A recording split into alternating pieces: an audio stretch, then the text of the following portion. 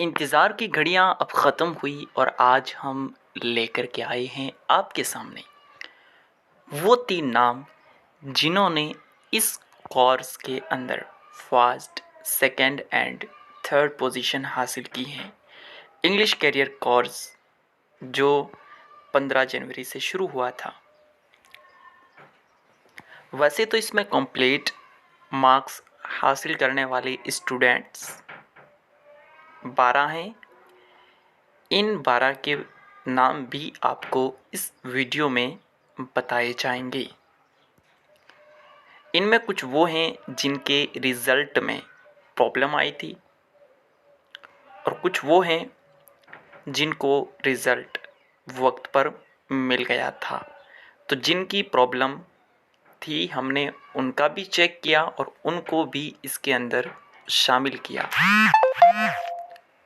कुरान के बाद यही तय पाया कि जो 3 नाम हैं उनको सेलेक्ट कर लिया गया। ये पहले भी प्लान था कि जिनके भी पूरे मार्क्स आएंगे उनमें से 3 को सेलेक्ट किया जाएगा। ये बात हमने आपको इस कोर्स के शुरू होने के कुछ ही दिनों बाद बता दी थी और कुछ वो बातें आपके सामने रखी थी जिनके बारे में कहा था कि इस मामले में आलिम कैरियर टीम का हर फैसला हरफ़ आखिर होगा, यानी जो फ़ैसला कर दिया जाएगा वो आखिरी फ़ैसला ही माना जाएगा।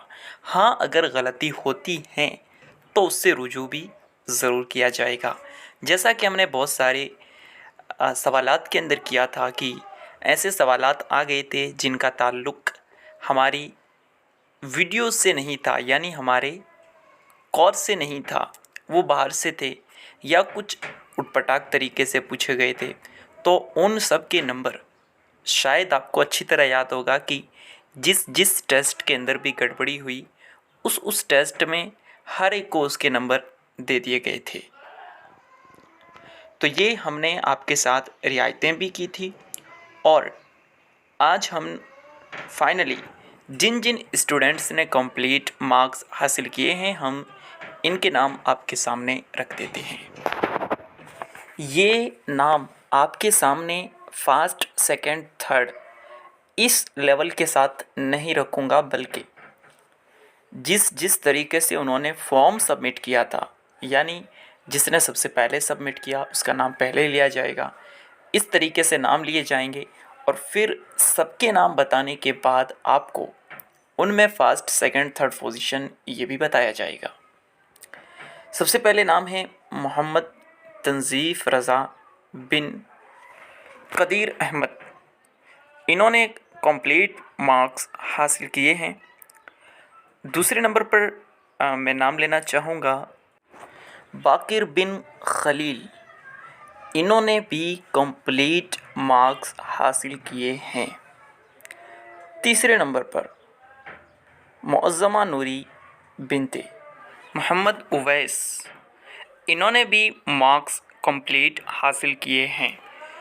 फिर आबिद हुसैन बिलाल, जामनगर से इनका ताल्लुक़ है। इन्होंने अपने नाम से पहले भी एक वर्ड यूज़ किया है, शायद इनकी बिरादरी वगैरह का हो, तो वो समझ में नहीं आया। जामनगर से इनका ताल्लुक़ है। अगला नाम मैं लेना चाहूँगा कलसूम बिनते अली। इनके भी कंप्लीट मार्क्स हैं। फिर हैं खुर्शीद आलम इब्ने अब्दुल अज़ीज़ और इसके बाद शहाबुद्दीन बिन अब्दुल हक। फिर हैं मोहम्मद बरक़ात रज़ा बिन ज़ुबैर अहमद। फिर आखिर में नाम है फ़ातिमा बिनते अहमद। ये कुछ नाम मैंने आपके सामने लिए। इनमें से कुछ वो हैं जिन्होंने डबल मर्तबा फॉर्म को सबमिट कर दिया था, तो इस लिहाज से तादाद काफ़ी ज़्यादा बन गई थी, लेकिन ये 10 के अंदर अंदर ही है। इनके अंदर कुछ ऐसे लोग हैं जिन्होंने अपना कंप्लीट एड्रेस सबमिट नहीं किया है फॉर्म में, और उनमें से भी पहली, दूसरी और तीसरी पोजीशन हासिल करने वालों में कुछ लोग आए हैं। तो पहले तो हम ये बात आपके सामने रखना चाहेंगे कि जिसने भी पोजीशन पहली, दूसरी, तीसरी ली हैं, हम पहले उनके एड्रेस को वेरीफाई करेंगे। यानी एड्रेस हमें मालूम होना चाहिए, क्योंकि इसके बिना हम चाहे अभी जिनके नाम हम लेंगे ये होते या कोई और होता तब भी हम ये काम ज़रूर करते, क्योंकि हो सकता है आप ना करें लेकिन कोई और ऐसी हरकत कर दे कि एक ही बंदा अलग अलग ईमेल अकाउंट्स के ज़रिए से एग्ज़ाम दे दे, हमें तो उसका इल्म नहीं हो सकता ना। तो इसलिए हम बाकायदा जिनके नाम लेने वाले हैं इनसे उनकी आईडी भी मांगी जाएगी और उसे भी देखा जाएगा, क्योंकि ये सारी तहकीकात होना ज़रूरी है। इसके बग़ैर हम ये काम नहीं कर सकते।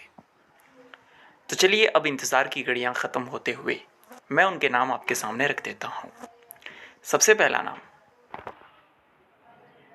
ये देखिए, कलसूम बिनते अली, इन्होंने पहली पोजीशन हासिल की है।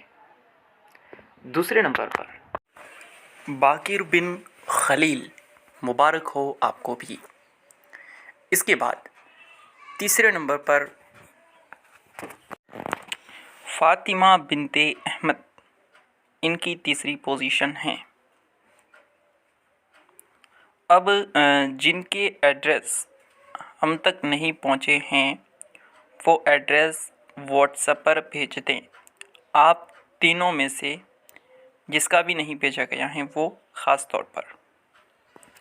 बाकी जिसने भी इसके अंदर शिरकत की और वो सर्टिफिकेट का अहल हैं, तो उनके लिए हम आपको कल तक कोई इन्फॉर्मेशन और देंगे और फॉर्म वगैरह भी आपको भेज दिया जाएगा। लेकिन चूँकि इसमें बहुत सारा वक्त लगना है और हमें इसको तैयार करवाने के लिए एक बंदे को भी बाकायदा बिठाना पड़ेगा, तो उसको भी ज़ाहिर सी बात है कुछ उसकी उजरत देनी होगी। तो इसके लिए हम आपसे बिल्कुल थोड़ा सा, बिल्कुल कम, यानी यूँ कह लीजिए कि सिर्फ़ उसके वक्त की उजरत आपसे वसूल करेंगे और वो हम आपको जिसकी इस्तिताअत होगी वही देगा, जिसकी इस्तिताअत ना हो और जो हम आपको बताने वाले हैं उसकी इस्तिताअत आप में से हर एक रखेगा। यानी ऐसा नहीं है कि 100-200 रुपये या 50 रुपये आपसे मांगे, 50 से भी कम होंगे। तो इसलिए आप बेफिक्र रहें। 30 या 40 रुपये या इससे भी कम आपसे वसूल किए जाएंगे, जो कि हर एक इस्तिताअत रखता है। अगर आप नहीं रखते होंगे तो उस फॉर्म के अंदर आप ऑप्शन दे दिया जाएगा, उस ऑप्शन में आप क्लिक कर देना कि मैं इसकी भी इस्तिताअत नहीं रखता हूँ, तो आपसे कोई पैसा नहीं मांगा जाएगा। ये सिर्फ़ और सिर्फ उस बंदे की उजरत के लिए लिया जा रहा है जो सर्टिफिकेट को तैयार करेगा हर एक बंदे के लिए। तो ये हमारा फ़ैसला कैसा है कि जो इस्तिताअत वाले हैं उनसे इतनी सी रकम ले ली जाए। आप कमेंट बॉक्स में हमें ज़रूर बताएं। अगर ये फ़ैसला हमारा मुनासिब नहीं है, इसकी जगह हमें कुछ और फ़ैसला लेना चाहिए, तो आप कमेंट बॉक्स में हमें मशवरा दे सकते हैं।